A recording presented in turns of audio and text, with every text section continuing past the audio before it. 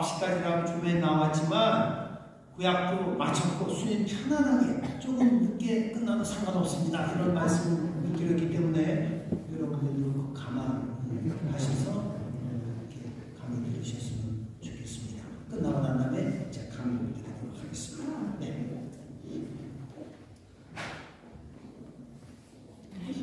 감사합니다. 안녕하세요.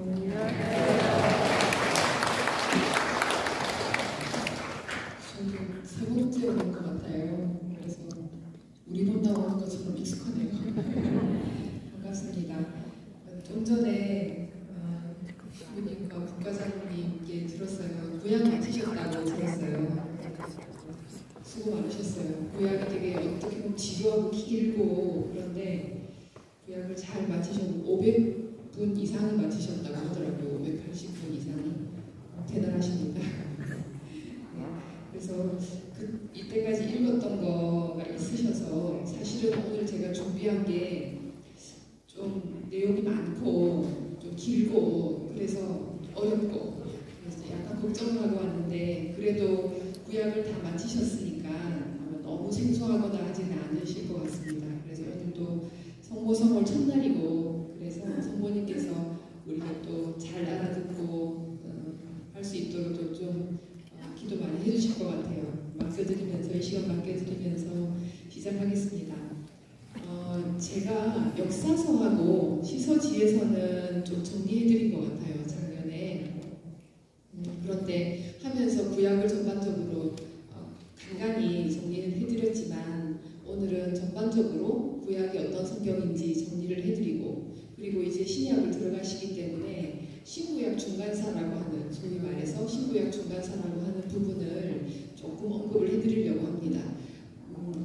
구약이 끝나고 사실 한 400년 건너뛰어서 신약으로 갔다고 보통 이야기들을 많이 하시는데 시간이라는 것이 여러분들도 살아오셨겠지만 기억이 안 나는 시간은 있을 수 있지만 사실은 시간을 건너뛰지는 못하잖아요. 인간이. 그래서 400년의 시간이 없는 것이 아니라 그 시간에도 주님께서 함께 해주셨고 섭리하시는 게 있었고 또 이스라엘 백성들과 그 성경에 나오는 사람들은 그 시간 동안 나름대로 하느님께 갈망하고 채워나가는 삶의 자리들이 있었던 거예요. 그래서 신구약 중간사가 그런 의미에서 실은 의미가 있고 그래서 그 시간들을 조금 이해하셔야 신구약 중간사를 이해하셔야 신약을 예수님께서 불쑥 나오신 게 아니라 그 시간들을 촘촘히 다 채우고 예수님께서 태어나신 것이기 때문에 신구약 중간사를 좀 정리해드리고 그리고 신약이 어떤 책인지 아주 기본적인 거 좀 정리해드릴까 합니다. 먼저 요거는 제가 한번 말씀드렸던 것 같아요. 그렇지만 매우 중요한 부분이기 때문에 구약을 어떻게 우리가 성경을 어떻게 바라봐야 되는지에 대한 말씀 잠깐 언급하고 들어가겠습니다. 성경 읽는다는 것, 성경 공부를 한다는 것은 실은 잘 듣는다는 것입니다. 내가 주도권을 가지고 내가 성경을 읽는 것이 아니라 잘 듣는 것. 그래서 기본적으로 이 태도가 신약 끝까지, 묵시록 끝까지 가셔야 되는 거 잊지 않으셨으면 좋겠습니다. 그래서 마음을 열고 귀를 열고 주님께서 나에게, 지금 나에게 또는 우리 가족에게, 우리 공동체에 무슨 말씀을 하시는지 보셔야, 잘 들으셔야 실은 성경을 잘 읽는 거. 그리고 거기서 끝나는 것이 아니라 마침표는 늘 실천. 내 삶의 자리에서 이걸 어떻게 실천할 건지. 실천이라고 해서 뭐 대단한 거 큰일 하라는 게 아니라 내가 할 수 있는 거, 내 삶의 자리에서 할 수 있는 거, 하시는 거 거기까지 해야 성경을 잘 읽는 것입니다. 그래서 성경 공부한다, 성경 읽는다라고 하지만 실은 잘 듣는 거 무슨 말씀하시는지 도대체 나에게 기억하시면 좋겠습니다. 그리고 성경은 73권이잖아요. 그죠? 신구약 해서 73권이고 구약이 이제 46권인데 여러분은 46권 다 읽으신 거예요. 이제 신약은 27권이 남은 한 3분의 1 정도 됩니다. 그런데 이 모든 성경이 제각각 개성이 있고 자기 나름의 언어가 있고 또 저자도 틀리고 시대적 배경도 틀리지만 이 73권이 결국 하고 싶은 말은 뭐라고요? 예수 그리스도입니다. 그래서 이 모든 성경들이 예수 그리스도라는 한 점으로 수렴되고 있고 이 얘기를 하는 겁니다. 성경은 완성은 예수 그리스도에게서 완성이 됩니다.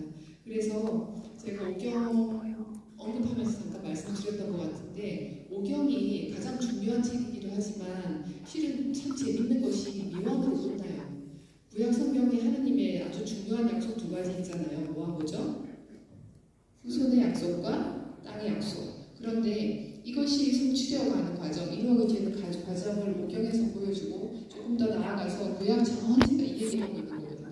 후손의 약속과 땅의 약속을 이루어 주시는 거. 그런데 재밌게도 이 중요한 오경이 거기서 마무리가 돼버려요. 이루지 못한 채 마무리가 돼버려요. 약속의 땅에 들어가지 못하고. 그런데 재밌게도 2000년이 지난 후에 거의 2000년이 지난 후에 예수라는 사람이 나사렛에서 태어났고 이 사람이 공생활을 했던 것이 사복음서의 공이 다 공생활 시작이 요르단강에서부터 시작해요. 그런데 오경이 어디서 끝나요? 요르단강 앞에서 끝나요. 그래서 요르단강 앞에서 사실은 미완으로 끝났던 그 오경이 누구에게서? 예수 그리스도에게서 온전히 성취된다는 뜻입니다. 성경 전체로 봤을 때도 이 메시지를 분명하게 우리에게 알려주고 있습니다. 그래서 우리가 어떤 성경을 읽으시던지 지금 이제 예언서 읽으셨을 텐데 어떤 성경을 읽으시던지 예수 그리스도 이야기를 하는 것이고 예수 그리스도가 어떻게 오시는지 준비에 대한 이야기를 하는 것이고 그분을 향해서 가고 있는 중이라는 거 잊지 않으셨으면 좋겠습니다. 자, 이 지도는 제가 제목 다 보여드렸기 때문에 아마 조금 익숙하실 거예요. 이 표정은 누구세요? 뭐 이런 표정이죠. 예, 당연한 겁니다. 잊어버리시는 거 당연한 건데 자꾸 들으시면 언젠가는 이게 나도 모르게 다 기억이 돼 있습니다. 이 지도는요. 구약 성경의 배경이 되는 지도입니다. 대충 위치를 좀 짚어드릴게요. 여기가 지중해입니다. 그리고 여기는 지금의 소아시아 반도이고 여기가 메소포타미아 지역. 메소포타미아 어디선가 한번 쭉 들어보셨을 경우에요. 메소포타미아 지역이고 여기가 아라비아이에요. 그리고 여기가 이집트입니다. 여기가 아프리카이고요. 성경의 배경, 구약 성경의 배경이 되는 땅은 지금요 소위 말해서 고대 근동이라고 하는 이 땅입니다. 그래서 중동, 고대 근동 다 같은 말이에요. 그런데 성경에서는 그냥 학문적인 용어로 고대 근동 이렇게 얘기합니다. 고대 근동이 배경이 돼요. 구약 성경은. 그래서 메소포타미아 지역과 이집트 지역 사이에 지금 이스라엘이 아주 조그맣게 끼어 있는데 두 문명, 거대 문명권이잖아요. 메소포타미아도 그렇고 이집트도 그렇고. 그런데 이 두 거대 문명권 사이에 끼어 있는 힘도 없는 조그만 나라가 결국 이 위치가 지정학적으로 매우 중요한 위치라고 말씀드렸잖아요. 그래서 역사적으로 그렇게 파란만장할 수밖에 없는 상황이었다는 말씀도 드렸습니다. 주로 구약성경 지금 예언서까지 마치셨는데 그 배경은 이 땅입니다. 그리고 이 지도는 신약성경의 배경이 되는 지도입니다. 조금 전에 보셨던 구약성경의 배경 메소포타미아 지역이 이 지역입니다. 그런데 딱 보시면 아실 수 있는 것처럼 어때요? 지금 서쪽으로 이동한 거죠. 그래서 여기가 지중해이고 이집트이고 이탈리아가 여기 있습니다. 구두처럼 생긴 이탈리아 반도. 그리고 여기는 지금의 그리스 반도입니다. 그리고 여기는 소아시아 지중해이고 여기는 스페인이고. 그래서 실은 이 어떤 힘의 균형이 메소포타미아, 아시리아나 바빌론이나 이런 나라들이 있었던 곳이 메소포타미아 지역인데 이것이 점점점 서쪽으로 이동하는 거예요. 그래서 그리스가 세계 패권을 장악했다가 그리고 로마가 세계 패권을 장악했다가 이렇게 점점 서쪽으로 이동하게 되는데 예수님이 활동하시고 태어나셨던 신약시대 그리고 예수님의 제자 바오로나 그 제자들이 활동했던 신약시대는 로마가 이 지역을 전체를 다 장악하고 있을 때 주로 활동을 했습니다. 그래서 로마 세계를 좀 이해해야 제자들이 왜 이렇게 움직였나 예수님께서 왜 이런 말씀하셨을까 이런 본문은 왜 나왔을까 하는 걸 좀 이해하시기가 쉽겠죠. 그래서 로마나 그리스하고 로마 이야기를 오늘 신구약 중간사 하면서 조금 해드릴 겁니다.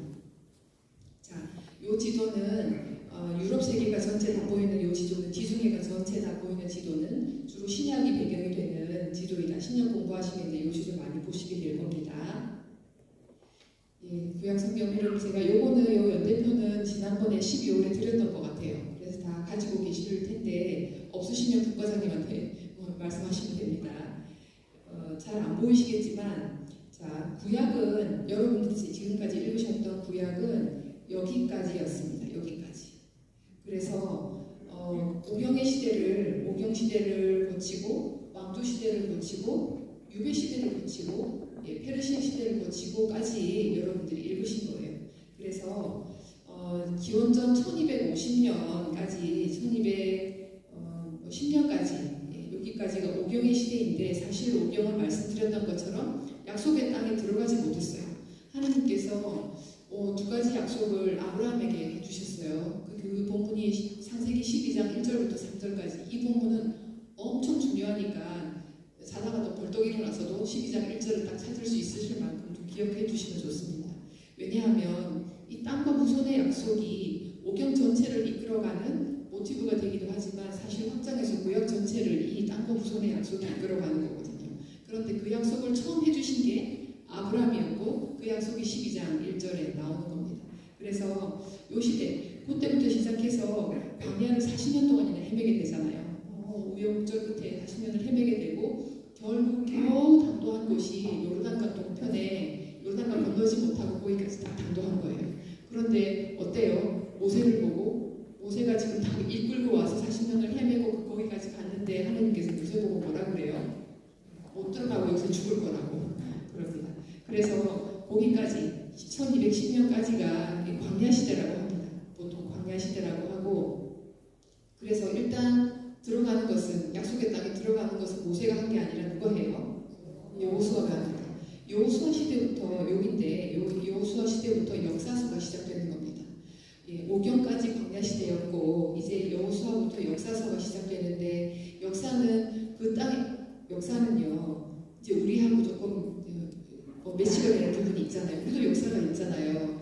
우리도 역사가 있고, 그러면 그 땅에서 이루어지는, 어떤 시간 동안 그 땅에서 이루어지는 일을 써놓은 것을 역사서라고 해요. 역사라고 하고, 우리도 역사가 있는 것처럼 이 사람들도 역사가 있는 거죠. 그래서 약속의 땅에 들어가서 어떤 일이 생기고 어떻게 살았고, 이거 적어놓은 게 역사서였습니다.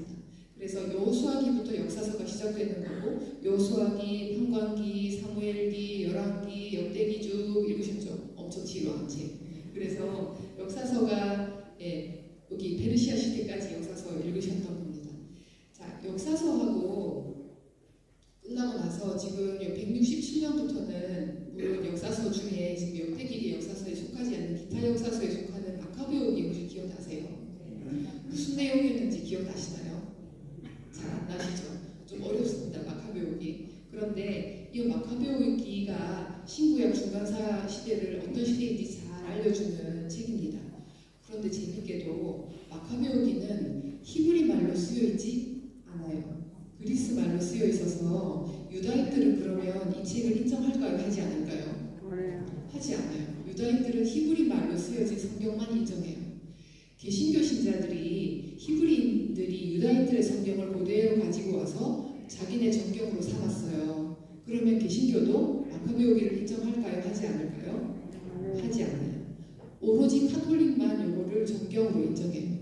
물론 제2경전, 처음에는 제2경전이라고 분류를 했습니다만 지금은 그래도 엄연히 정경으로 인정합니다. 그래서 그리스 말로 쓰여지긴 했지만 정경으로 인정. 히브리인들과 개신교 사람들은 그러면 신구약 중간사가 성경에 없는 거예요. 근데 우리는 요 신구약 중간사 부분이 마카베오기를 통해서 이 사람들이 어떻게 살았는지, 무슨 생각을 하고 살았는지, 어떻게 저항했는지 이런 것들을 마카베오기가 잘 보여주고 있습니다. 자, 그 이야기가 이 페르시아 시대 이후부터 지금 나오는 마카베오기가 신구약 중간사가 되겠고, 이 시기가 신약 시대가 출현되는 그리스 로마 시대로 그대로 이어지기 때문에 이제 이 시기를 이해하시면 예수님께서 어떤 상황에서 태어나셨는지 이해하시기가 매우 쉽게 됩니다. 자, 여기까지 좀 말씀을 드리고 한번 이거 다 아시는 건데 대충 정리하고 넘어가겠습니다. 구약 성경이 전체가 46권이에요. 그런데 구약 성경을 큰 덩어리 책으로 4개로 나눌 수 있는데, 자, 첫 번째 오경이라는 책, 그리고 역사서라는 책, 또 시서, 지혜서라는 책, 또 예언서라는 책 나눌 수 있죠, 그죠? 그 중에서 가장 중요한 책이 오경. 오경이었어요. 그래서 오경은 여기 제가 써놓은 것처럼 기준이고 이 사람들에게 기준이고 원천이고 바탕이고 근본이에요. 제가 좋은 말을 다 써놨죠. 오경이 제일 중요한 책이에요. 왜 그러냐? 왜 오경이 제일 중요한 책이냐? 이 사람들의 정체성을 얘기해준 책이기 때문에 그래요. 누군가 이스라엘 백성이 누군가에 대한 이야기, 어떻게 생겨났는가에 대한 이야기를 해주잖아요. 아브라함 이야기에서. 또 하느님의 백성이라는 얘기 어디서 해줘요? 탈출기에서 해주죠.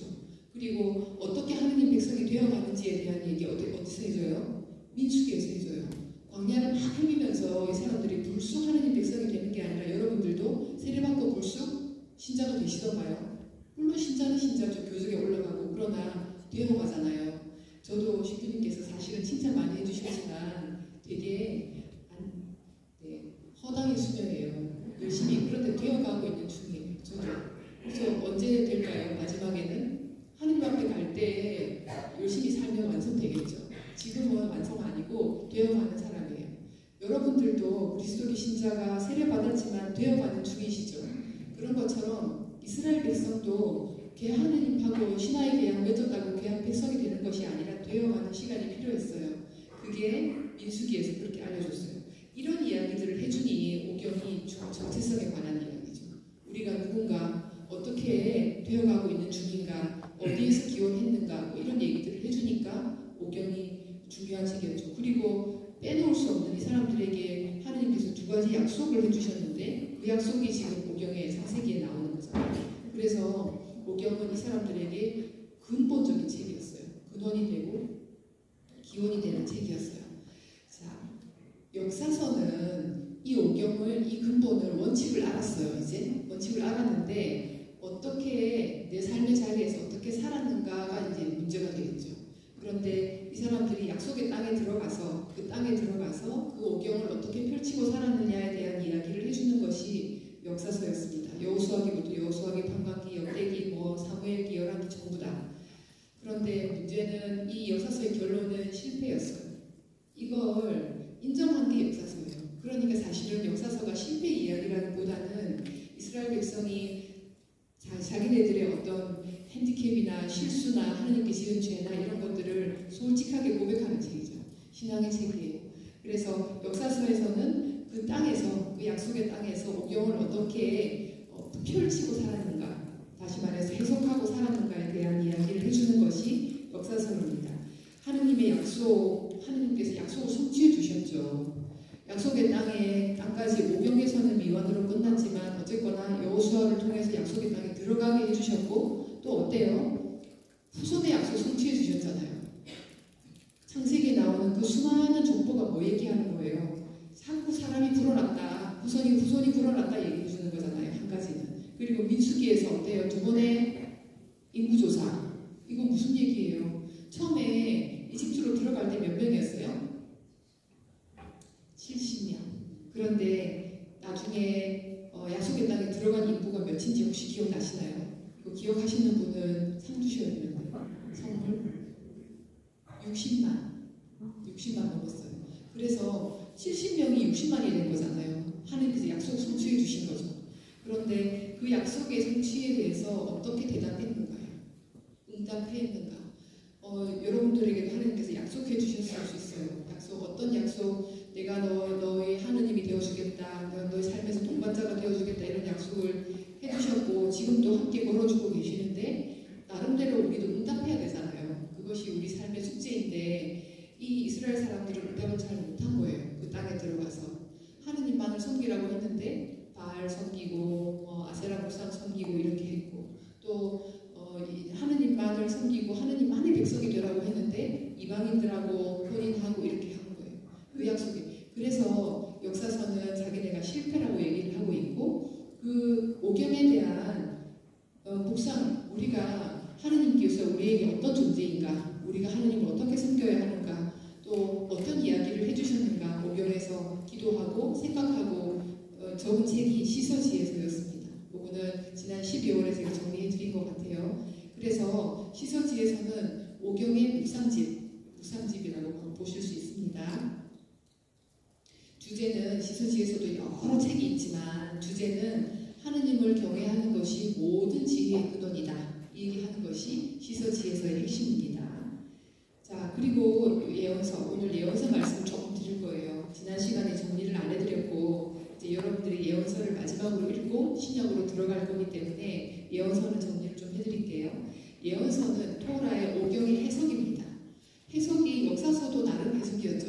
그 땅에서 어떻게 살아야 되는가, 하느님의 약속을, 하느님의 또 어떤 이끄심을 그 땅에서 어떻게 펼치고 살았어야 되는가, 어떤 의미에서 해석이 역사서였는데, 예언서는 이제 예언자들의 입으로 오경을 다시 설명해 주는 거예요. 자, 신부님께서 미사 때 맨날 강론하시죠. 강론 때 무슨 말씀하세요? 교리도 다시 얘기해 주시고 성경 말씀도 그날 성경 말씀도 이렇게 풀이해 주시고 그렇게 해요. 해석하는 거죠. 말씀과 교리를 다시 풀어서 알기 쉽게 설명해 주는 거죠.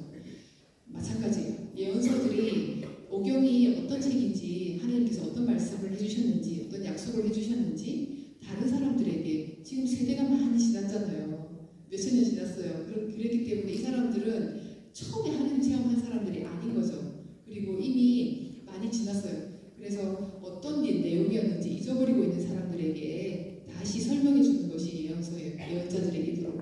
그런데 잘 못 사네요. 그 땅에 들어가서 아까 말씀드린 것처럼 우상 숭배하고 이방인들하고 혼인하고 마음대로 이렇게 살기 때문에 너희들 그러면 안 돼 하고 다시 설명해 주는 것이 예언서입니다. 그래서 토라의 해석, 오경의 해석이라고 볼 수 있는 것이 예언서이고, 그렇게 본다면 오경, 역사서, 시서지에서 예언서는 지금 신약의 예수 그리스도를 준비하고 있고 향하고 있다고 기억하시면 되겠습니다. 자, 예언서 좀 더 말씀을 드릴게요. 예언이 도대체 뭔가? 예언, 쉽게 생각하면 정치는 거, 알아치는 거, 그렇게 생각하기 쉽잖아요. 그런데 아니겠죠. 이스라엘의 예언자들은. 예언자가 누구인가, 또는 예언서가 뭔가 정확히 아셔야 예언이 뭔가, 이스라엘의 예언이 도대체 뭔가 아실 수 있습니다. 여러분들 읽으셨던 예언서 중에 기억나시는, 혹시 좀 마음에 와닿고 기억나시는 구절이나 또 예언서가 있으시면 말씀하시는 게 아니고 한번 생각해 보세요. 지금 있으신지. 자, 예언자가 누구인가, 예언서가 무슨 책인가, 어떤 책인가 아셔야 지금 여러분들이 기억하고 있는 그 예언이라는 것이 도대체 어떤 말씀인지 이해하시기가 좋습니다. 호칭을 한번 볼게요. 예언자 호칭.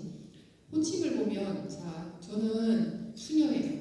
그리고 자매님이라고 부를 수도 있고, 우리 어머니에게는 딸이고 그렇겠죠. 또 신부님이라는 호칭은 어때요? 신부님이라는 호칭을 가만히 보면 어떤 일을 하는 사람인지 아실 수 있죠.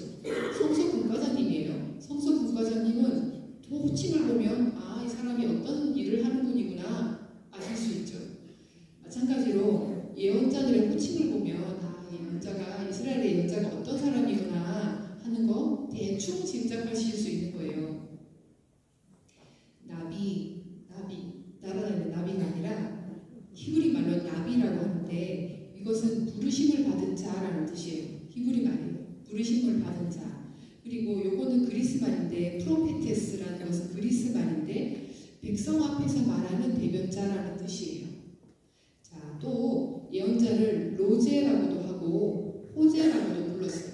근데 로제라는 말은 한시가라는 뜻이고 호제라는 말은 선견자라는 뜻이에요. 자, 부르심을 받은 자이기도 하고 백성 앞에서 이렇게 얘기하는 사람이기도 하고 뭔가 환시를 보는 사람이기도 하고 성견, 앞일을 내다보는 사람이기도 하다.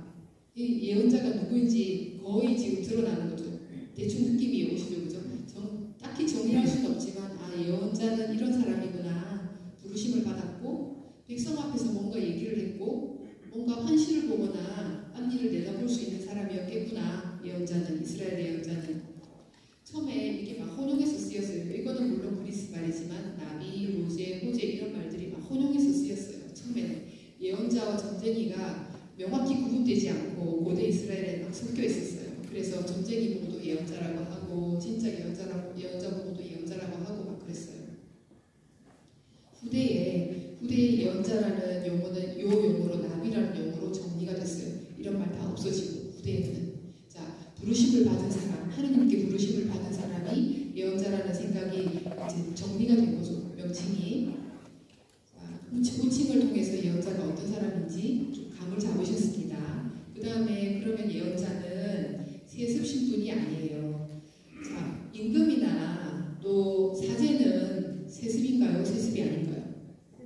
세습이죠. 아버지가 임금이면 그 아들도 임금이 되는 거예요. 그리고 그 아버지가 사제면 아들도 사제가 되는 건데, 예언자는 아버지가 예언자라고 아들도 예언자다? 그게 아닌 거예요. 그냥 누군가 하나님께서 원하시는 누군가를 이렇게 집어서 갖다 놓고 너 예언자 해 이거예요. 그래서 세습 신분이 아니에요. 그래서 우연적인 사건이고, 이 사람은 카리스마가 있는 거죠. 하나님께서 선택해서 부르신 사람이에요. 요거 중요한데, 특정한 사회적 정치적 상황에서 반드시 예언을 했다는 거예요. 이게 우리는 예언이 마치 막연한 이야기인 걸로 생각하기 쉽습니다. 마치 미래 일을 알아맞히는 거, 누군가를 위해서 정치는 거, 이렇게 생각하시기 쉬운데, 구체적인 상황에서 반드시 예언을 했어요. 그 상황에.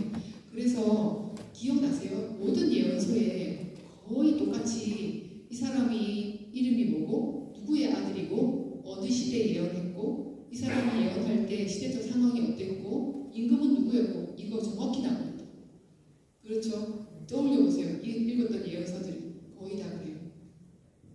반드시 특정한 정치적, 사회적 상황이 있었다는 거예요. 그래서 예언서는 그 주위의 상황들이, 국제 정세나 역사를 조금 아셔야 예언서를 이해하시기가 쉽습니다. 반드시 구체적이다, 예언은. 그러면 우리가 하느님의 어떤 메시지를 들을 때, 또 하느님의 부르심을 받을 때 막연할까요? 막연하지 않을까요? 절대 막연하지 않습니다. 반드시 구체적으로 부르세요. 너 성서국가장 해라. 이렇게. 너 본당에서 뭐 해라. 또는 가족에게 어떤 선행을 해라. 이렇게 하나님께서 부르시지, 막연하게 너 착하게 살아라 이렇게 부르시지 않습니다. 착하게 사는 건 누구나 다 할 수 있어요. 그런데 그 착하게 사는 것이 구체적이어야 한다는 거예요. 예언자도 구체적으로 부르셨어요. 구체적인 상황에서. 그리고 반드시 부르심을 받고, 자기가 스스로 예언자 하고 싶다고 예언자 되는 게 아니라 반드시 부르심을 받아야 된다. 그리고 하나님의 권위로 선포하는 사람이라는 겁니다. 이게 나중에 좀 짚어드릴 텐데, 다른 고대 근동의 종교에도 예언자들이 다 있었어요. 그런데 아주 달랐어요. 다른 나라에 바빌론에도 신이 마르둑이라는 신이 있었고, 나라마다 다 자기네들의 주신이 있었죠. 이스라엘의 신이 야훼였어요. 그런데 이 야훼는 알고 보니 이스라엘만의 신이 아니라 온 세상의 신이었다라고 하는 것이 이 사람들의 신앙 고백인 거죠. 그런데 나라마다 다 자기네 신이 있었는데 다 예언자가 있었단 말이에요. 사제도 있고 예언자도 있고. 그런데 결국은 다른 고대 근동의 예언자들은 임금을 서포트하는 역할을 했어요. 최고 권력자를 밀어주고 받쳐주고 서포트하는 역할을 했다면, 이스라엘의 예언자들은 한 사람도 예외 없이 임금에게 당신 정신 차려라 이렇게 얘기하는 사람이 이스라엘의 예언자였어요. 그렇지 않으면 너는 망할 거다, 죽을 거다 이렇게 예언하는 것이 이스라엘의 예언자였어요. 아주 근본적으로 다른 부분이에요. 잘 기억해 주시고요. 자, 예언자들은 아까 말씀드린 것처럼 율법의 해석자들이었어요. 토라의 주석가들이었습니다. 오늘날로 말하자면 위대한 언론인 있을 수 있죠, 그죠? 우리 세계 정세나 우리나라의 정세를 바르게 알려주는, 요즘 참 없잖아요. 여론 바르게 알려주는 언론인들이 잘 없죠. 그런데 예언자들이 그런 역할을 했었어요, 옛날에도. 그리고 편집이 여론 형성가의 역할을 했다, 지금 말하자면. 그리고 고대 이집트나 메소포타미아에는 1%도 안 되는 경우도 되게 많았어요. 글자를 읽고 쓸 줄 아는 사람이 거의 1% 미만이었어요. 그런데 예언자들은 지금 예언서들이 다 있잖아요. 물론 자기가 쓴 거 아니에요. 자기 제자들이 다 쓴 거지만, 예언서는 글자를 쓰고 읽고 국제 정세를 정확하게 파악하고 뭔가 메시지를 던질 수 있었다는 말은 그만큼 이게 식자였다는 말이죠. 인텔리였어요. 아모스 예언자 같은 경우는 농부였다고 나와요. 그렇지만 그 농부라는 그 규모가 사실은 그 본문에도 나와 있는데, 한두 그루 이렇게 돌보아가 나고 가꾸는 정도가 아니라 대규모 농장 지주였어요. 그래서 그런 것들을 보면 이 사람이 비록 농부였지만 굉장히 큰 규모로 사업을 하는 사람이었고, 그리고 국제 정세를 훤히 파악하고 있고, 임금한테 가서 바로 이야기할 수 있을 만큼의 능력을 가진 사람들이 이스라엘의 예언자였다라고 합니다. 그리고 예언자들은 특정한 순간이요, 역사에 막연한 것이 아니라 특정한 순간에 이스라엘의 집단 양심을 형성했던 사람이 예언자였습니다. 그리고 이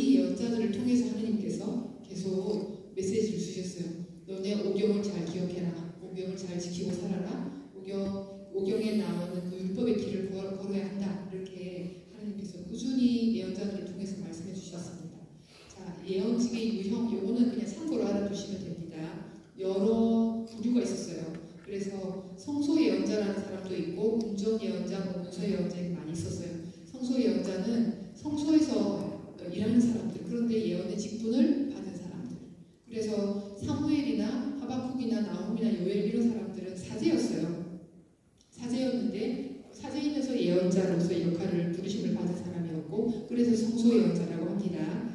이 궁정 예언자는 나탄, 훌다 여예언자잖아요. 노아드야 이런 사람인데 궁전에서 임금에게 월급 받고 예언해주는 사람이었어요.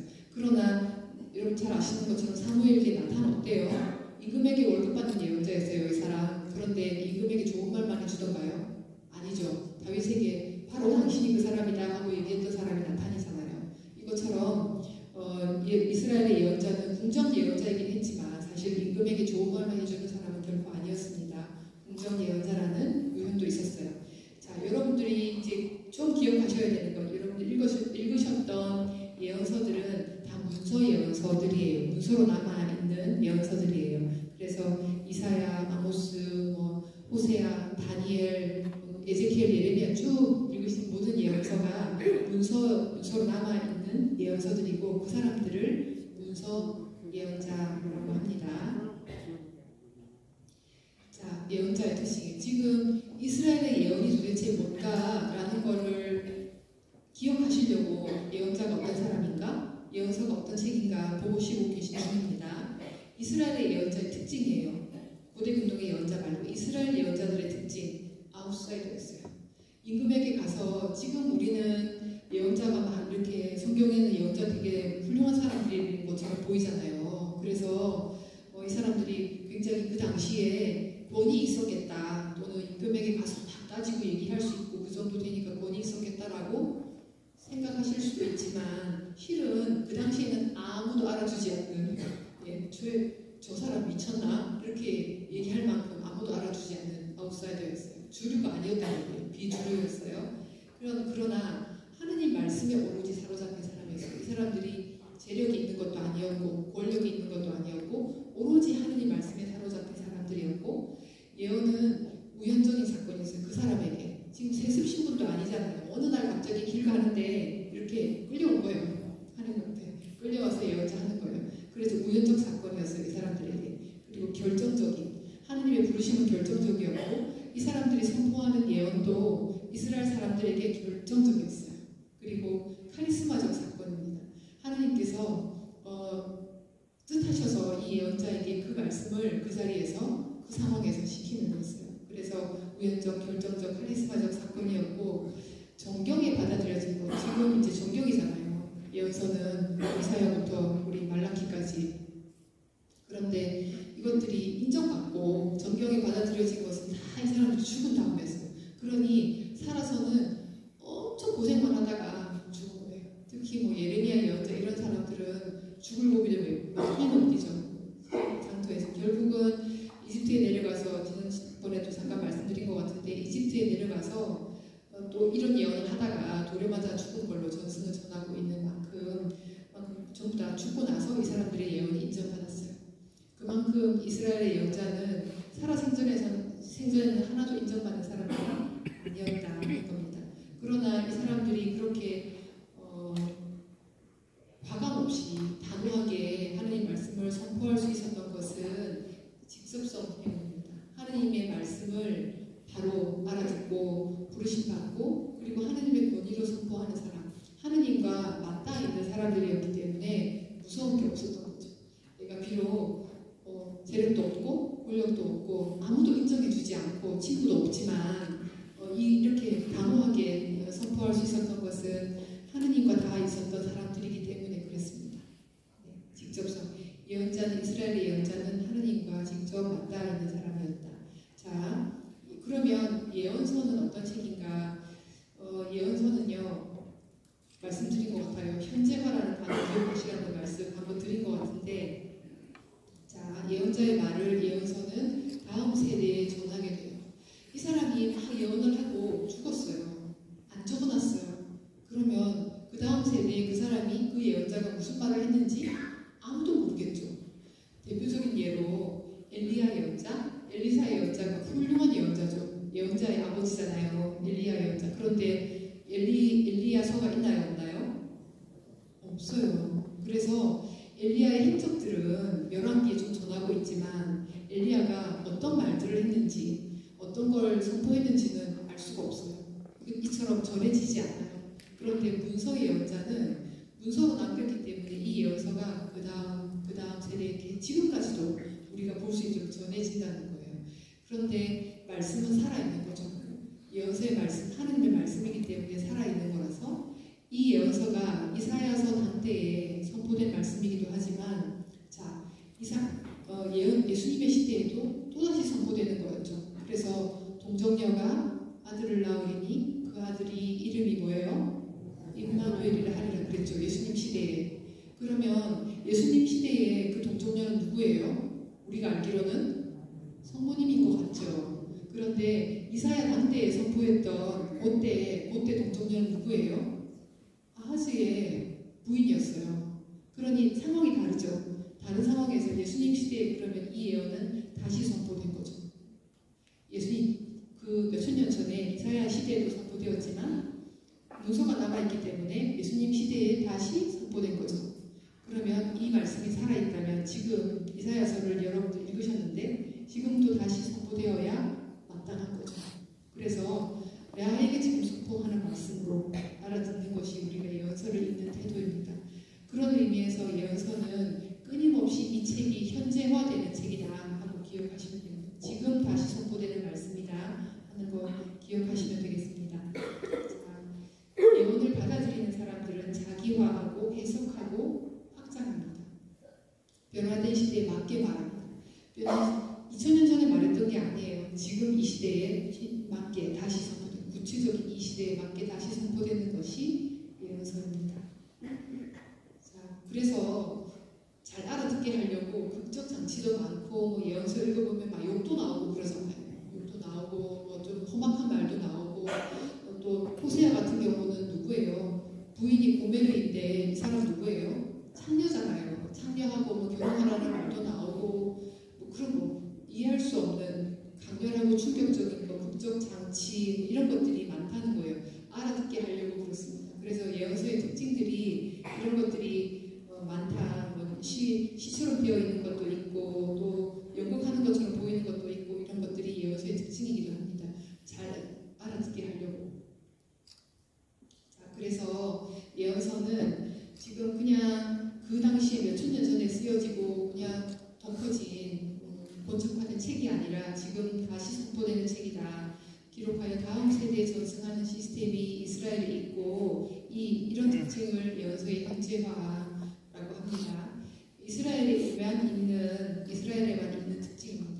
다른 나라도 예언자들이 있었고 돌에 새겨둔 자기네 신의 말씀들이 있어요. 그런데 이런 식으로 다시금 해석되고 거듭 읽혀지는 책은 없습니다. 이스라엘의 예언서만 가지는 특징이 되겠습니다. 자, 정리하면서 고대근동 예언과 비교를 한번 해보겠습니다. 고대근동의 예언은 다른 고대근동의 바알신이나 다른 마르둑이나 이런 신들도 다 예언자를 가지고 있었는데 이 예언자들은 체제에 반대하지 않았어요.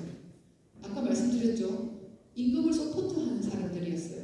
다른 고대근동의 예언자들은 밀어주고 권력을 서포트하는. 그런데 이스라엘의 예언자는 단 한 명도 임금을 밀어주는 사람이 없었어요.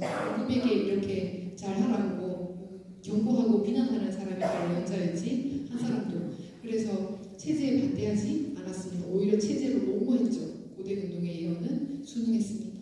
강력한 심판 통고가 나오겠습니까? 고대근동에 임금을 서포트해야 되는데 너 임금 망할 거라고 심판하겠어요? 절대 하지 않겠죠. 그러나 이스라엘의 예언은 임금에게 당신 망할 거라고 선포했던 예언자가 고대근동 이스라엘의 예언자였습니다. 예언이 있고 그 후예들이 그 예언의 정신에 맞게 해석하고 전승하는 시스템이 없어요. 다른 고대근동의 예언에는. 그런데 이스라엘에는 거듭 예언서가 있어서 거듭 전해주고 그 예언이 다시 해석이 된다는 말입니다.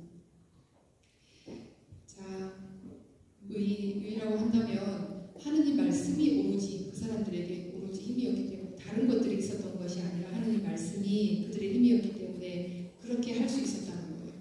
아무도 지지해주는 사람이 없어도 그렇게 예언할 수 있었다는 겁니다. 자, 새로운 현실, 거듭 새롭게 읽혀지는 책이 예언서여서 이것은 문서화됨으로써 가능했다. 그래서 예레미야서 읽으셨는데 예레미야가 누구 보고 받아 쓰라고 하죠? 누구예요? 혹시 이름 기억나세요? 바룩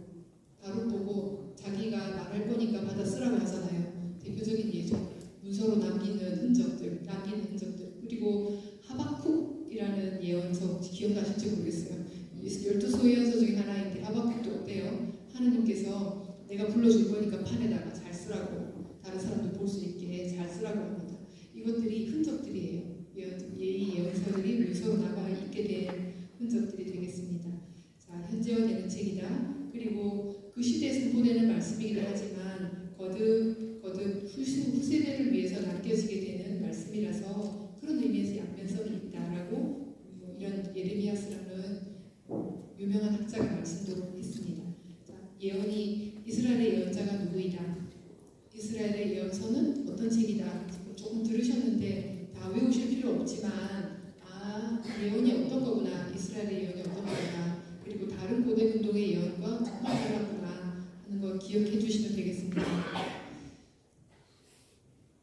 네, 여기까지만 하고 10분 쉴게요. 자, 문서 예언자. 여러분들이 책으로 보셨던 예언자는 문서 예언자인데 특징이 기원전 8세기부터 출연했어요. 그래서 예언서 아마 엄청 되게 많아서 다 기억 못 하실 텐데 제가 한번 읊어볼게요. 생각나는 예언서가 있는지 한번 보세요. 이사야서, 예레미야서, 에제키엘서, 다니엘서 기억나시죠? 엄청 많아요. 분량이. 이것들은 분량이 많아서 대예언서라고 합니다. 오로지 분량입니다. 그리고 호세아, 아모스, 하박국, 나훔, 스바냐 어쩌고저쩌고 말라기까지 12개예요. 이렇게 소소한 예언서들이 12개인데 그것들을 소예언서라고 합니다. 요거는 분량이 작아서 소예언서예요. 그런데 그러면 대예언서는 엄청 메시지가 중요하고 소예언서는 별로 안 중요한 메시지일까요? 아닌 것 같죠. 아마도 묻는 걸 보니. 자, 아닙니다. 메시지는 똑같아요. 다 비슷해요. 심판과 구원의 메시지를 공히 갖고 있고 그러나 분량이 좀 많은 건 대예언서, 분량이 적은 건 소예언서입니다.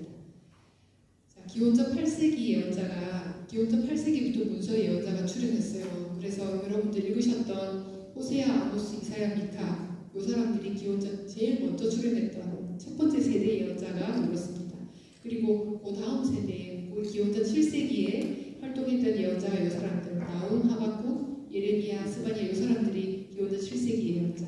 그리고 이 사람들은 바빌론 유배 갔다 와서 활동했던 예언자. 그래서 성전 다시 지어라, 성벽을 다시 쌓아라 이런 얘기했던 사람들이 가까이 스가랴, 말라키 이 사람들이 가장 후대 예언자들인 거죠. 예언서 중에 에제키엘을 이렇게 써놨냐면 유배 요 사이의 예언자라서 그렇습니다.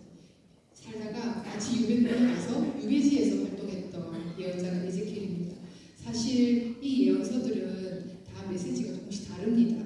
달라도 결국은 하느님의 구원의 메시지, 심판과 구원의 메시지를 똑같이 가지고 있기 때문에 공통분모, 이 예언서들을 꿰뚫는 공통분모가 분명히 있습니다.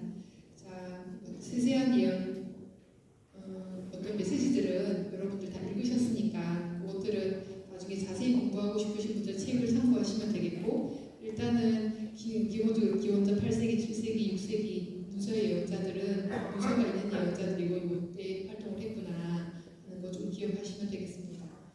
자, 이렇게 구약은 여러분들 말라키까지 구약을 마무리하신 겁니다. 말라키까지 구약을 마무리하셨고 구약 성경에서 오늘 조금 제가 포인트를 두고 말씀드리고 싶은 것은 고유성, 우리 정체성, 고유성과 사실은 관계성이에요.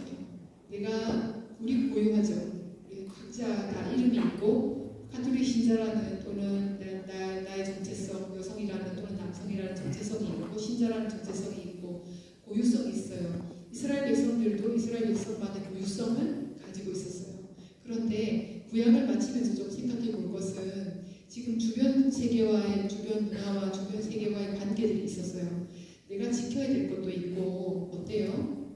관계 안에서 관계를 맺어야 될 것도 있죠. 내가 나로 살고 싶다고 해서 철벽 치고 바리케이트 쌓고 나 혼자만 집안에서 먹고 그냥 살 수 없잖아요. 지금도. 그런데 이스라엘이 고유하다고 해서 자기네끼리만 살 수 없었어요. 주변 세계와 관계를 했고 그것들의 흔적들이 성경에 많이 나와 있어요. 그런데 이게 조화로워야 된다는 거죠. 나 혼자만 살 수도 없고 관계를 맺는다고 해서 내가 없어진 채 다 맞출 수는 없잖아요. 이게 조화롭게 관계가 되어야 되는데 이것이 구약 성경 내내 사실은 이 사람들이 넘어지고 다시 일어나고 했던 과정에 잘 드러나 있는 점들이에요. 죄를 짓고 다시 일어나고 이것이 내가 나로 살 거냐, 관계를 맺고 살 거냐, 어떻게 어느 시점에서 조화를 이룰 거냐 했던 것이 구약 성경의 흐름이었고, 오늘 말씀드릴 요 신구약 중간 시기가 이것이 더 적나라하게 조금 문제가 되는 시기였어요.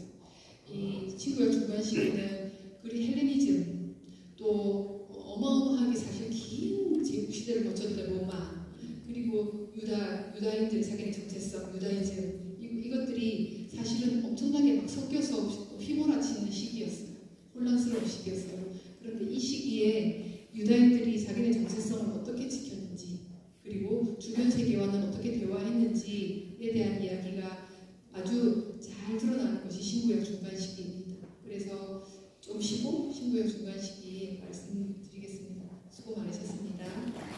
1년 동안 잘 교직하세요. 네, 이어서 이 강의 시작하겠습니다. 뜨거운 박수로. 네.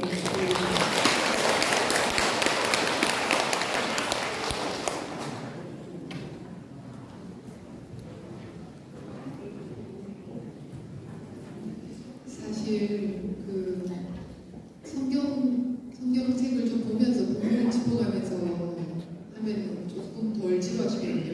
그런데 이렇게 정리하거나 이럴 때는 본문 없이 이론만 계속 하면 사실 지루하거든요. 그리고 막 졸리기도 하고. 놀라운 것은 조시는 분이 별로 없다.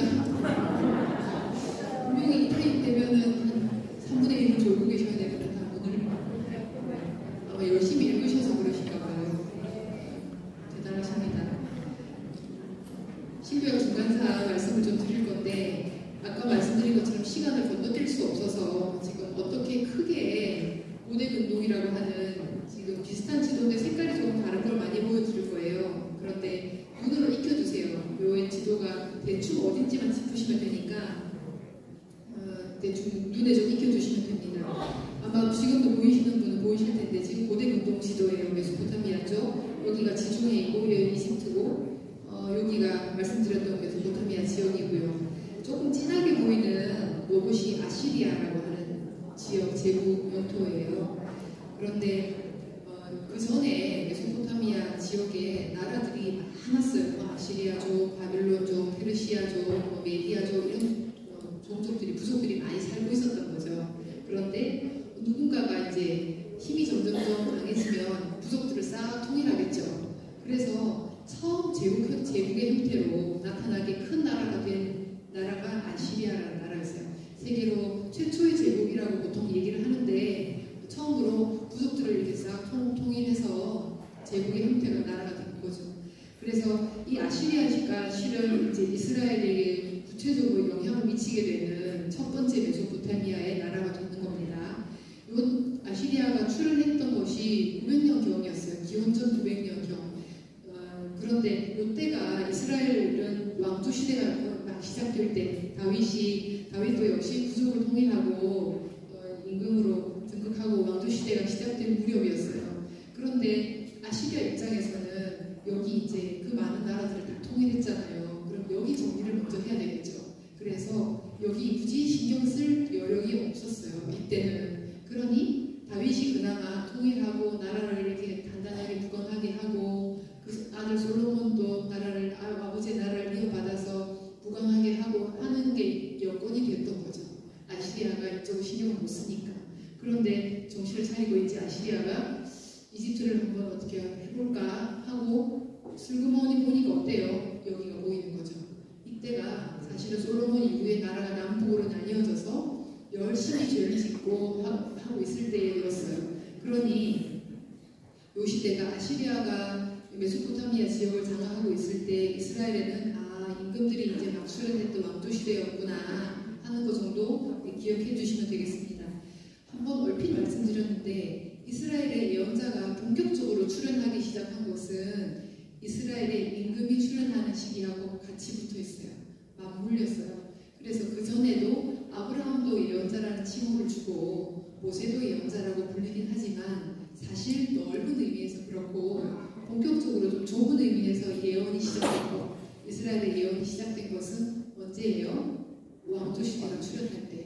비슷하게 맞아 들어가죠. 그러면 왜 필요했는가 예언자가? 왜 예언자를 보내셨는가라고 질문할 수 있을 거고 이스라엘의 임금은 누구의 말을 들어야 되는 거예요? 예언자의 말을 들어야 되는 거죠. 임금이 자기 마음대로 하는 것이 아니라 하느님이 시키는 대로 해야 되는 거예요. 이스라엘의 임금은 법을 지켜야 되는 사람이에요. 그런데 다른 나라의 임금들은 뭐예요? 자기가 법을 만들고 법을 지키도록 시키는 사람이죠. 이스라엘의 임금은 하느님으로부터 법을 받고 그 법을 지켜야 되는 사람이에요. 그런 의미에서 정확히 아주 다르고 그런 의미에서 역시 예언자가 활동이 시작되는 것을 막두시대하고 시기를 같이 합니다. 그 다음에 이거는 크게 알아두시는 거예요. 아시리아가 제일 먼저 있었고 그 다음에 바벨론 시대고 그 다음에 페르시아 시대고 큰 흐름만 좀 기억하고 계시면 됩니다. 아시리아가 얼마 가지 못했어요. 한 200년 정도밖에 가지 못했고 그 다음에 이 지역을 차지한 나라가 바벨론이라는 나라였어요. 그런데 옛날에도 바벨론이 있었는데 이때 생겨난 바벨론을 신바벨론이라고 해요. 보통 그냥 바벨론 이렇게 하면 신바벨론 얘기를 하는 겁니다. 자, 아시리아 영토 좀 진하게 보이는 곳이 아시리아 영토였어요. 그런데 바벨론은 어때요? 지금 분홍색으로 보이는 것이 바벨론인데 조금 더 커졌죠. 아시리아보다 조금 더 확장해서 이 지역을 다스리고 있습니다. 그런데 여기 보시면 아시리아는 한번 지워볼게요. 여기 잘 안 보이시겠지만 여기 유다라고 보이시죠? 아시리아는 유다까지 정복하지 못했어요.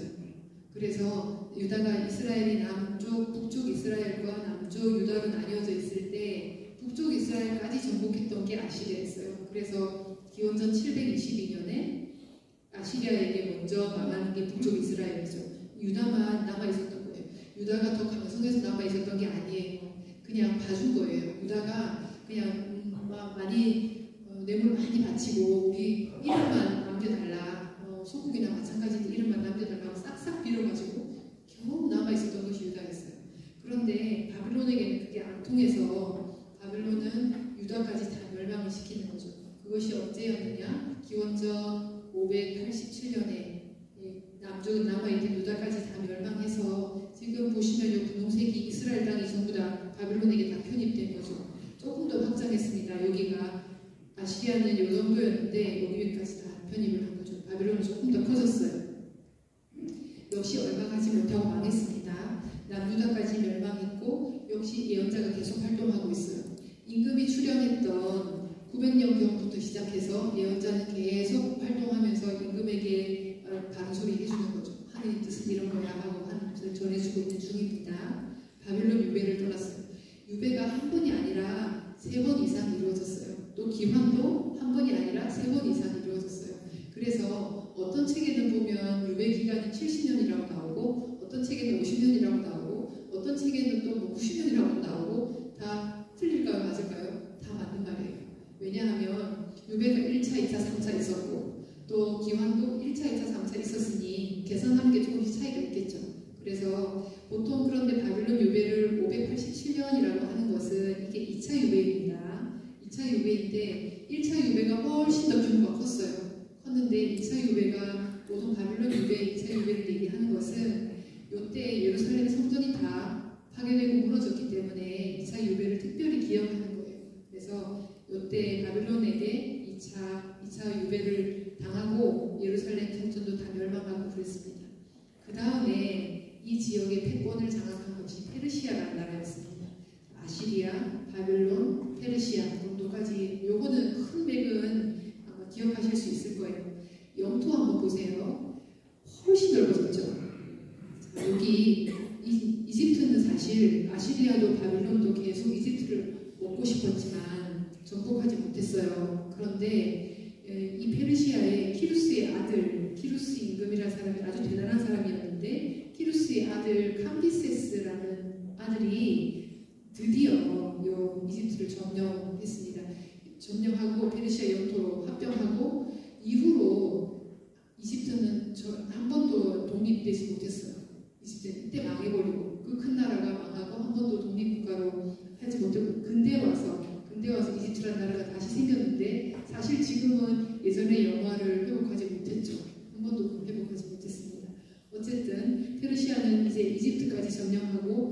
지역도 동쪽도 이렇게 많이 점령하고 어때요? 소아시아 다 점령하고 그리스 일부까지 점령했어요. 엄청 커진 거죠. 이때부터가 좀 중요한데 사실 우리 성경에 나오는 것은 이 페르시아 시대는 거의 성경에 나오지 않아요. 이제부터 말라기까지 예언이 끊어지고 페르시아 시대는 성경에 나오지 않고 겨우 나오는 것이 마카베오기 헬레니즘 시대가 좀 나오는 거거든요. 나오지 않아서 아무 일도 없었나? 그리고는 이스라엘 백성이 더 이상 활동하지 않았나? 하나님께서 버리셨나? 이렇게 생각하시기 쉬운데 사실 엄청나게 많은 일들이 있었던 것이 페르시아였습니다. 키루스 칙령이라는 칙령으로 다시 자기네 나라에 돌아오게 되었고 제 두 번째 성전을 지었어요. 자, 첫 번째 성전 지은 사람은 아시죠? 그죠? 누구? 솔로몬이었어요. 첫 번째 성전 아주 의리의리하게 지었죠. 그런데 그것이 587년에 다 파괴되었고 그리고 돌아와서 두 번째 성전을 지었어요. 아주 작은 규모였어요. 첫 번째 성전에 비하면 아주 작은 규모였지만 이 사람들은 의미가 있었어요. 두 번째 성전을 이제 무너졌던 성전을 다시 짓는다는 의미가 있었고 이때부터를 제2성전 시대라고도 합니다. 그래서 책 같은 거 보시면 제2성전 시대 어쩌고 나올 때 제2성전 시대는 페르시아 시대하고 거의 겹치는구나 생각하시면 됩니다. 이때 중요했던 것은 율법과 성전을 엄청나게 강조했어요. 제2성전 시대, 페르시아 시대에는 왜 그랬을까요? 왜 율법과 성전, 그 전에도 물론 중요했겠죠. 율법도 중요하고 성전도 중요했어요. 그런데 왜 굳이 이 페르시아 시대에는 율법과 성전을 더 강조했을까요? 임금이 없어요. 임금도 없고 이제 예언도 없어졌어요. 이스라엘의 예언자가 없어졌어요. 그러니 이스라엘이 될 수 있도록 지켜주는 것은 이제 뭐가 남은 거예요? 율법밖에 남지 않았어요. 그래서 율법을 그렇게 많이 강조하고 이때부터 슬슬 예수님 시대에 그렇게 예수님을 괴롭혔던 바리사이 이런 사람들이 이제 생겨나기 시작하는 거죠. 사두가이 바리사이 이런 사람들이. 그래서 성전 예언자가 없어서 율법과 성전을 많이 강조하게 되는 겁니다. 신구약 중간 시기라고 합니다. 요 시기를 페르시아 시대 그리고 제2성전 시대 신구약 중간 시기가 거의 같은 용어예요. 물론 엄밀히 따지면 조금은 차이가 있을 수 있지만 거의 같은 시기를 일컫는 말들입니다. 이거 중요한데 문명의 전환 시기였어요. 자, 이스라엘은 아주 작은 나라여서 주변 국가들의 영향을 많이 받을 수밖에 없는 나라들이었어요. 아주 힘이 없고 작아서.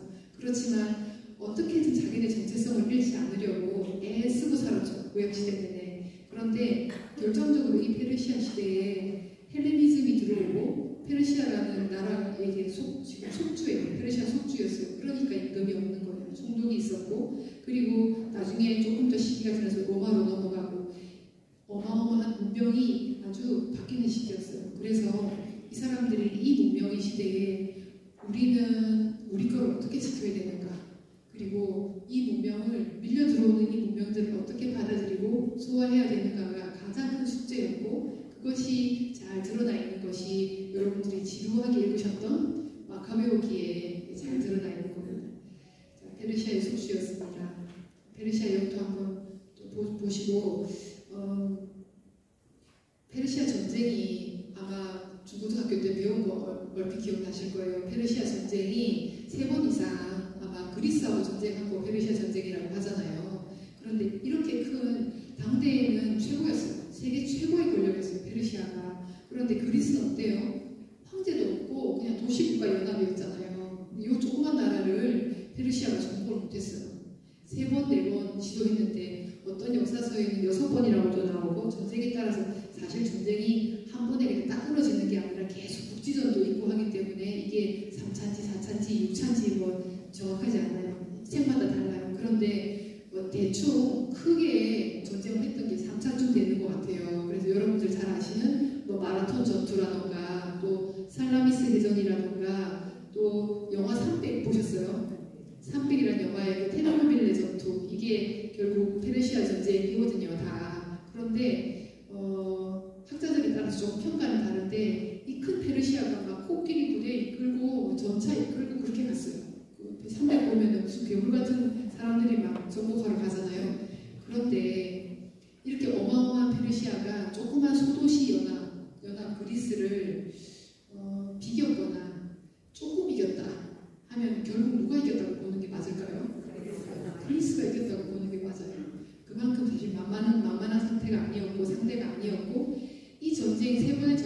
무슨 일이 일어났을까요? 문명이 왔다 갔다 하는 게 사실 일어났다고 전쟁 기간 동안 페르시아가 그리스하고 이렇게 전쟁하느라 정신없는 동안에 누가 지금 슬슬 부상하고 있었는가? 알렉산더 대왕이라는 사람이 세력을 막 키우고 있었어요. 그런데 꿈에도 생각을 못했어요. 그리스한테 정신을 파느라고. 그래서 페르시아가 결국은 이 3차에 걸친 페르시아 전쟁에 패하고 점점점 이제 힘이 약해졌어요. 그동안에 세력을 키우고 있었던 알렉산더가 순식간에 이쪽으로 다 제패, 옛날 페르시아보다 훨씬 더 큰 영토를 제패하게 되었어요. 알렉산더는 원래 그리스 출신이 아니라 그리스 중부의 마케도니아 출신이었어요. 남쪽이 그리스라고 불렸고 위쪽의 중부를 마케도니아라고 불렀는데 마케도니아 출신이었어요. 알렉산더는. 그런데 순식간에 이렇게 정복을 했습니다. 실은 알렉산더의 아버지 필립 2세라는 사람이 기반을 닦아놨죠. 그런데 아들이 그렇게 뛰어날 줄 몰랐고 그런데 순식간에 전부 다 문제는 알렉산더 대왕이 조금 더 했으면 역사가 바뀌었을 텐데 빨리 죽었죠.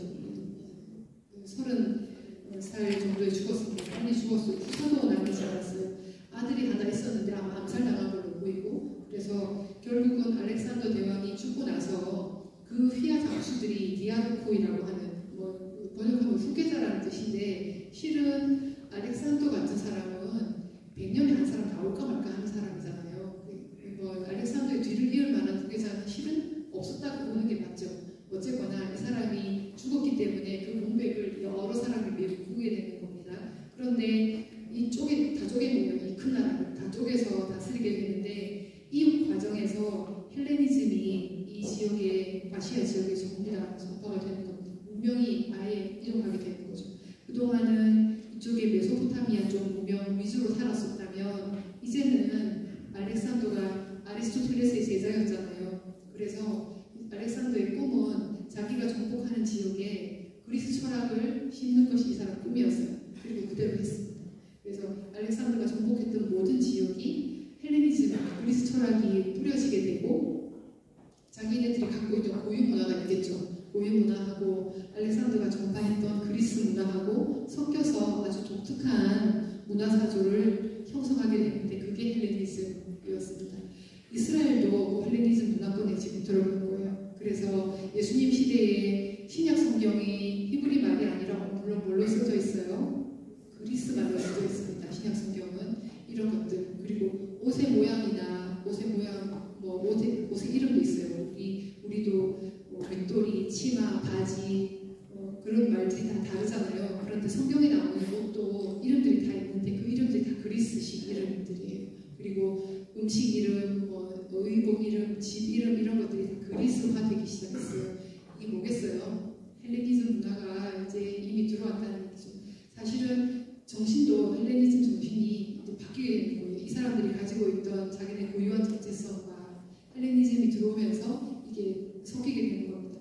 그 상황에서 우리는 누구인가? 우리 걸 어떻게 지켜야 되는가? 헬레니즘 문명과 어떻게 대화해야 되는가가 이들의 숙제였어요. 그것이 신구약 중간 시기였고 그 신구약 중간 시기가 예수님 시대까지 이제 이어지는 겁니다. 문명의 전환 시기였고 독특한 왕조 하스모니아 왕조라는 거 조금 기억해 주시면 좋겠습니다. 자, 하스모니아 왕조 좀 이따 보고요. 이 하스모니아 왕조가 로마 시대까지 이어지고 그 뒤를 잇는 것이 우리가 잘 알고 있는 헤로데라는 임금이었어요. 이 헤로데는 엄청나게 정치적인 사람이었어요. 저 약간 나쁜 의미로. 그런데 아주 뛰어난 사람이었어요. 정치력이 아주 뛰어난. 그래서 이 사람이 폼페이우스라는 사람 이름 들어보셨죠? 로마의 아주 유명한 장군이었어요. 폼페이우스하고 라이벌이 누구?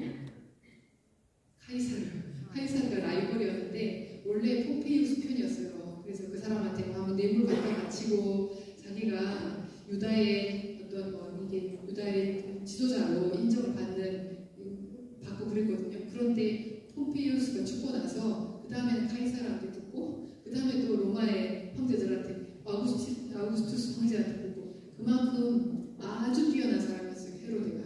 그래서 헤로데는 실은 유다 출신이 아니었습니다. 유다 출신이 아니라 이방인인 에돔 출신이었어요. 그런데 에돔 출신이면서 유다인의 임금이 된 유다인의 왕이 된 사람이 헤로데였어요. 얼마나 뛰어났겠어요. 그리고 그냥 됐겠어요. 모르겠어요. 로마에게만 뇌물 바치고 인정받으면 되는 문제가 아니잖아요. 유다인들이 보통 사람들이 아니잖아요. 그래서 유다인들이 좋아하는 성벽을 쌓아줬어요. 3배나 크게. 원래 있던 성벽에 3배 크게 이렇게 쌓아줬어요. 성전 보수하고. 그러니 유다인들에게 헤로데는 일약 영웅이 되었어요. 그래서 유다인들의 관심도 없고 로마에게도 인정받고 그래서 유다인의 왕이 됩니다. 그래서 한 160년 정도 유다 땅을 통치하게 됐어요. 헤로데가.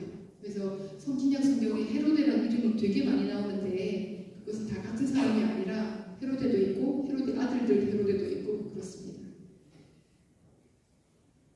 자, 지금 제가 말씀드린 거 원래는 왕조시대가 시작될 때 아시리아라는 나라가 고대 근동의 패권을 장악하고 있었고 그 다음에 바빌로니아가 그 다음에 페르시아가 그 다음에 알렉산더 그리스가 그 다음에 로마가 이렇게 이스라엘에게 영향을 미치는 거대 문명권을 형성하고 있었다는 거 좀 기억하시면 되겠습니다. 자, 하스모네아 왕조 이야기 우리 마카베오기 다 읽으셨잖아요. 마카베오기가 하스모네아 왕조 이야기예요. 마카베오 1권, 2권이 있는데 마카베오 1권이 아주 다른 책입니다. 연관 있는 책이 아니라 아주 다른 책이고 1권이 하스모네아 왕조가 어떻게 출현했는지에 대한 이야기를 해주고 있는데 사실 이 왕조를 공부하자는 게 아니에요. 이 시대 사람들이 어떻게 살았느냐를 보시는 거예요. 자, 그리스 문화가 막 들어왔어요. 엄청나게 밀려 들어왔고 유다인들은 우리가 누군지 우리를 어떻게 지켜야 되는지 모르겠는 거예요.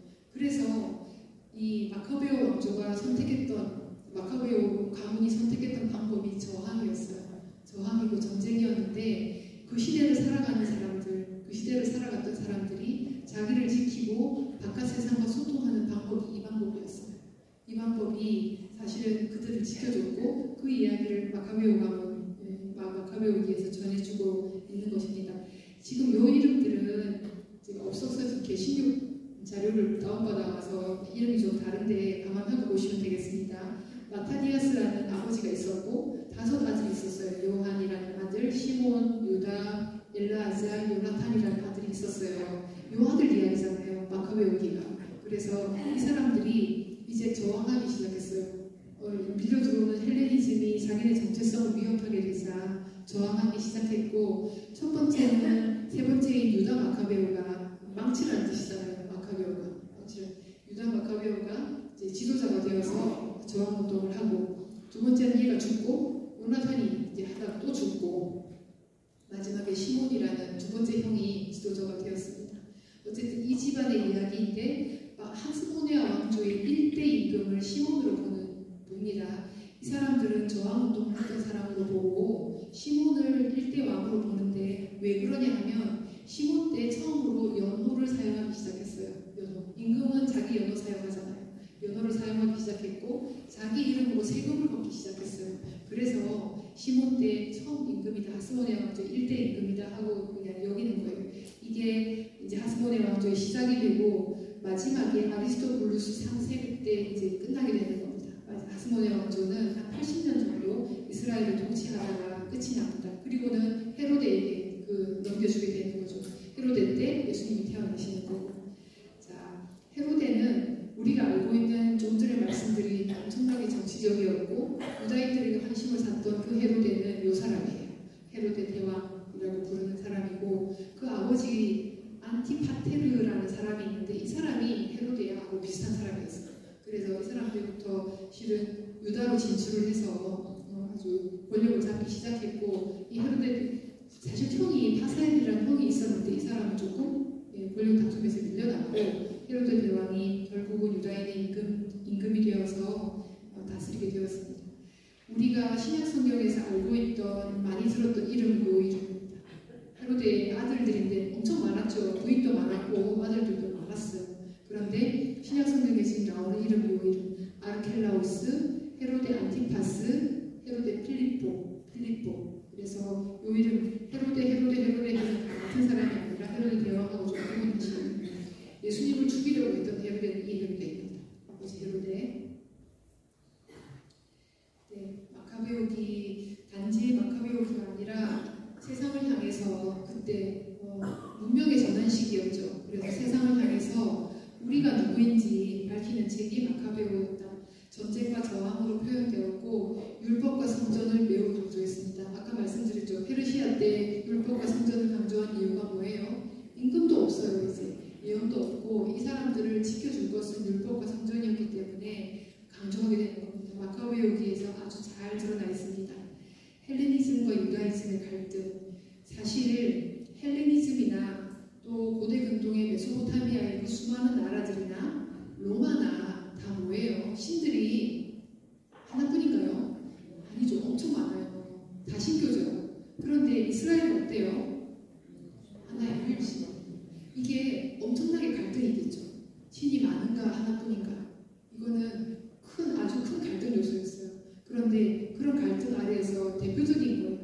어떻게 유다인들은 자기의 정체성을 지키고 살았는가, 어떻게 지켜냈는가, 그리고 우리가 좀 기억해야 될 것은 고유함. 우리가 지켜야 될 것도 있고 소통해야 될 것도 있다는 거죠. 우리가 그리스도교 신자로서, 가톨릭 신자로서 지켜야 될 것, 내가 나로서 지켜야 될 것이 있고, 내 고유함을 지켜야 될 것이 있고, 그리고 나만 혼자 사는 것이 아니라 세상과 소통하면서 살아야 되는데 어떻게 소통할 것인가, 내가 나를 지키면서 어떻게 소통할 것인가 하는 것은 마카베오기 또 구약 성경 내내 사실은 우리에게 던져주는 숙제예요. 그래서 여러분들도 이제 구약 마무리하고 신약에 들어가면서 신구약 중간사를 아주 지금 간략히 보셨는데, 신구약 중간사에 보신 것처럼 거대 문명의 소용돌이 속에 있었어요. 그런데 나름대로 마카베오 가문처럼 열심히 자기네를 지키고 살았던 거죠. 그래서 여러분들도 내가 나를 어떻게 지킬 건가? 내가 없으면 너도 없는 거죠. 인간이 없으면 하느님도 의미 없는 거죠. 그리고 하느님하고 나하고 헷갈리면 어떻게 되는 겁니까? 하와처럼 되는 거죠. 자기가 하느님 되고 싶어서 상황도 안 먹게 되는, 선악과도 안 먹게 되는 거죠. 그런 일이 일어나지 않으려면 내가 누구인지, 내가 어떻게 살아야 하는지 좀 잘 아셔야 되는 겁니다. 그리고 그런 내가 있어야지 상대방을 오롯이 인정해 줄 수 있는 거죠. 성경은 이 얘기를 줄기차게 하고 있고, 우리가 세상과 어떻게 소통할 것인가, 공동체와 어떻게 소통할 건가, 이웃과 어떻게 소통할 것인가, 단체와 단체가 어떻게 소통할 건가, 이런 것들을 계속 숙제를 던져주는 거죠. 내가 누군지 잘 알아야 가능한 겁니다.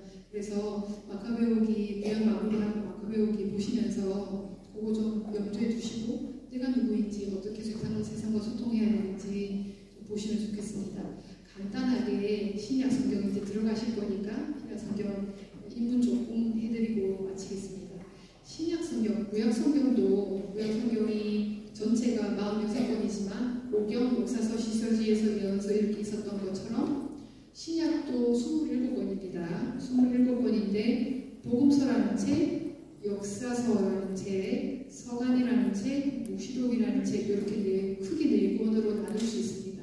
그래서 그 중에서 복음서, 우리가 알고 있는 복음서라는 문학 양식의 책이 4권이 있죠. 이것은 정경에 받아들여진 거 얘기하는 거예요. 정경에 받아들여지지 않는 복음서 있어요. 베드로 복음서나 토마 복음서. 이건 정경 아니기 때문에 일단 차치해 두고, 정경 우리가 가지고 있는 성서 안에서 복음서 4권, 마태복음, 마르코복음, 루카복음, 요한복음 4권, 그리고 사도행전이 하나의 문학 양식으로 따로 뗄 수 있어요. 사도행전. 그런데 이 사도행전은 역사서의 형식을 띠고 있기도 합니다. 역사서.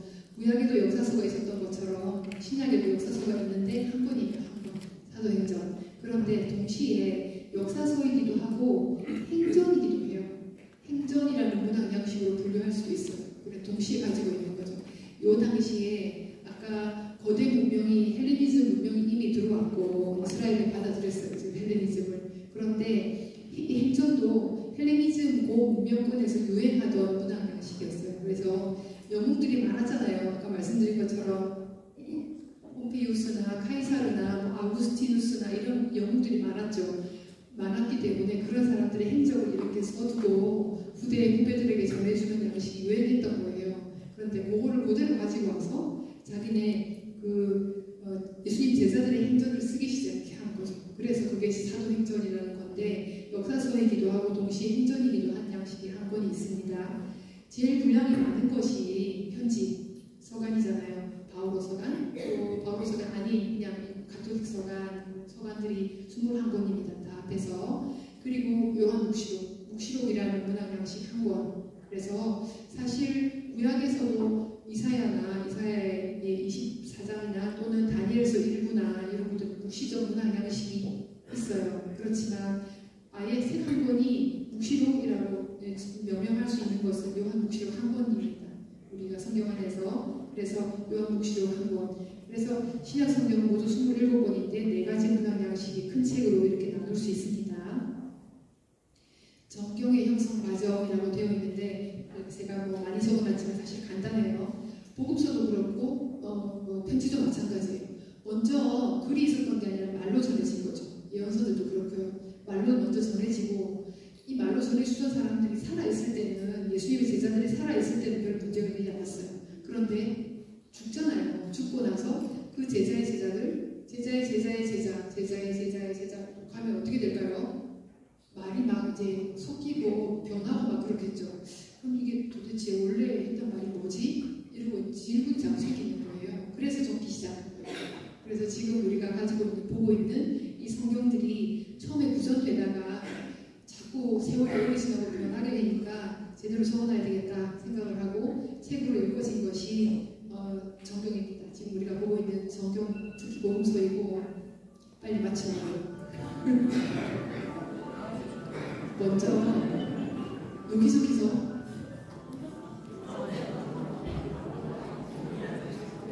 맞을게요. 재밌는 건 바오로 서간이 먼저 읽혀지고 있었어요. 자, 바오로 서간 중에 가장 먼저 쓰여진 책이 테살로니가 1서. 이제 신약 읽으시니까 이제 아시게 되겠죠. 테살로니가 1서가 기원후 50년에 쓰여진 책이에요. 그런데 복음서 중에 가장 먼저 쓰여진 책은 네, 맞아요. 마르코 복음서 70년에 쓰여졌어요. 그러면 뭐가 먼저 있었어요? 바오로 서간이 먼저 있었죠. 복음서가 이미 나올 때, 마르코 복음이 나올 때 이미 바오로 서간이 교회 안에서 다 읽혀지고 있었어요. 다. 그런데 복음서가 짠 나온 거예요. 그러면 먼저 읽혀지고 있던 책들이 더 권위가 있지 않을까요? 우리가 얼핏 생각하면. 그런데 그렇지 않고 이 증언의 진실성, 아까 말씀드렸죠. 성경 전체는 지금 누구 얘기하고 있다고요? 결국 예수님 이야기하는 거예요. 그런데 다른 책들은 구약이나 편지나 묵시록이나 다른 책들은 예수님 이야기를 사이드에서 이렇게 하는 거죠. 슬슬 밑에서 하는 거잖아요. 그런데 복음서는 어때요? 대놓고 하는 거죠. 예수님이 이런 분이라고 어떻게 태어났고 이런 말씀을 하셨고 대놓고 하는 거죠. 그러면 성경 전체가 지금 예수님 이야기를 하고 있는데 그 중에서 예수님 이야기를 아예 대놓고 하는 책이 복음서라면 그 복음서가 가장 탁월하겠죠. 힘이 있겠죠. 그래서 성경 전체를 통틀어서 가장 탁월한 책은 복음서입니다. 복음서. 그리고 구약 성경만 딱 놓고 봤을 때 그 중에서 가장 등급이 높고 말하자면 탁월한 책은 오경이 되는 거예요.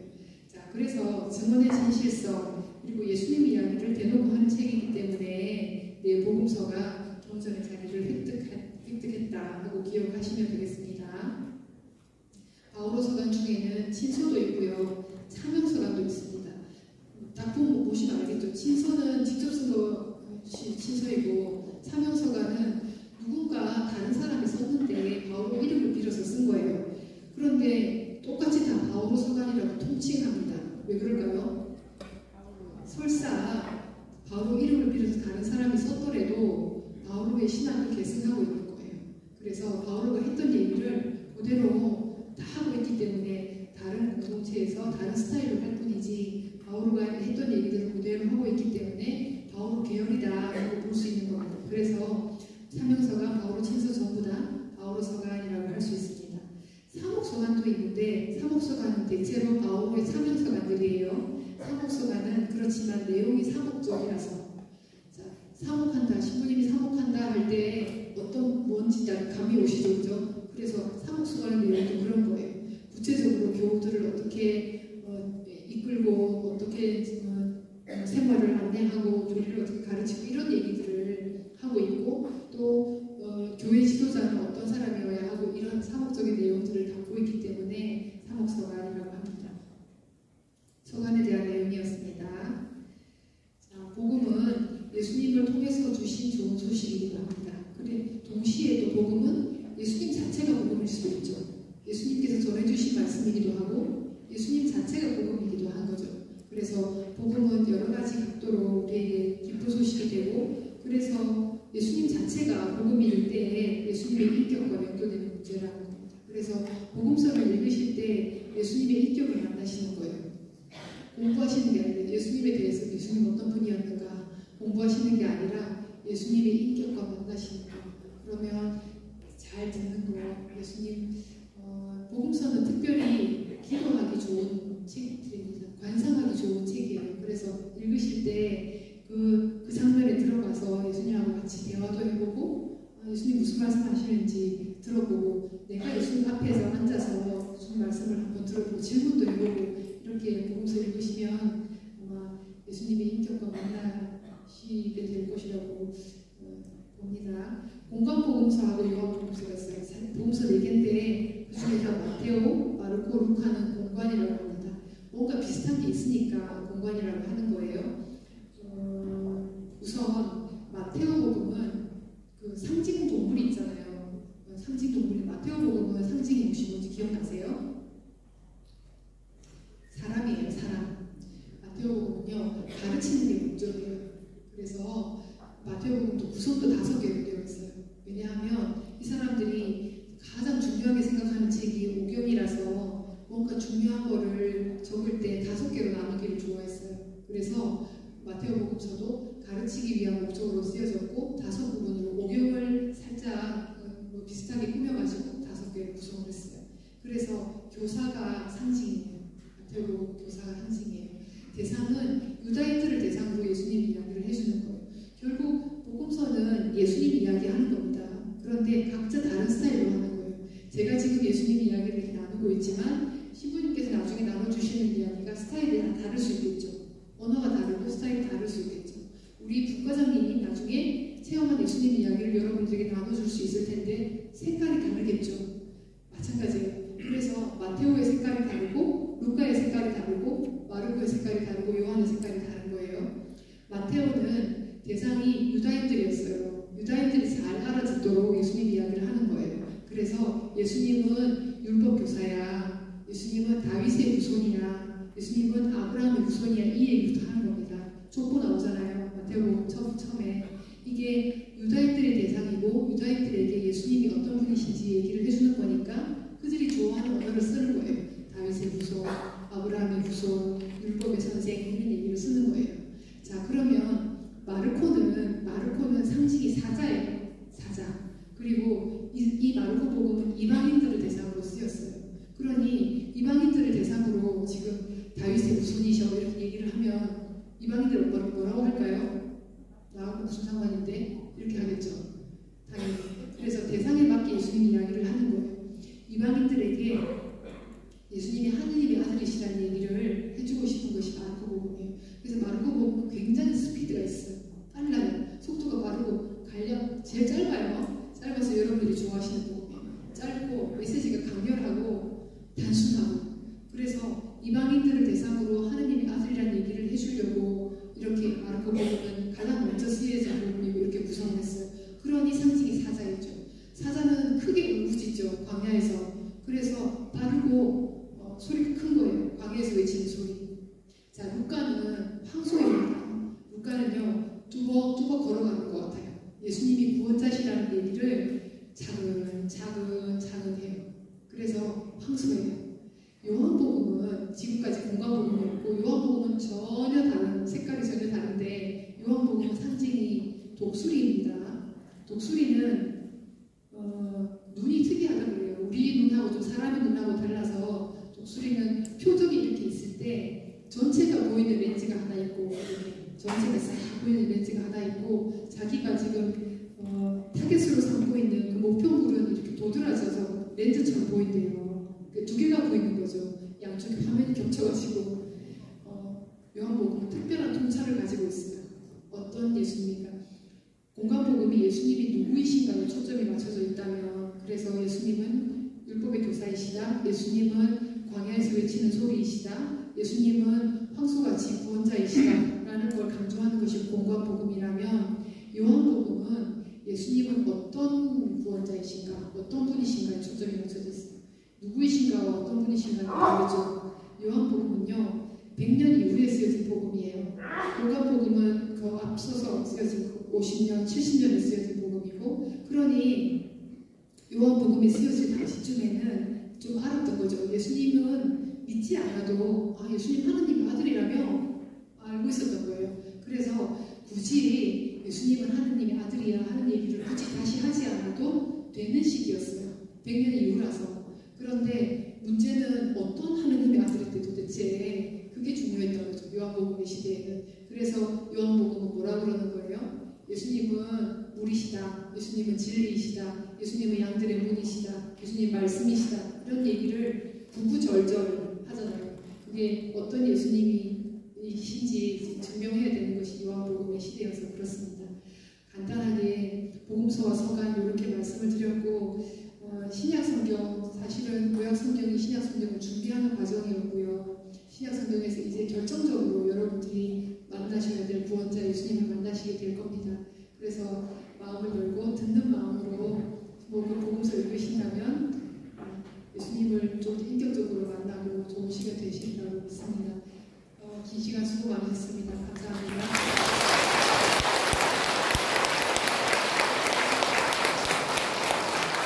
우리 다음부터 신약 들어왔는데 도움이 많이 되시겠죠? 네. 좋은 강의 해주신 우리 수련님께 다시 한번 큰 박수 부탁드립니다.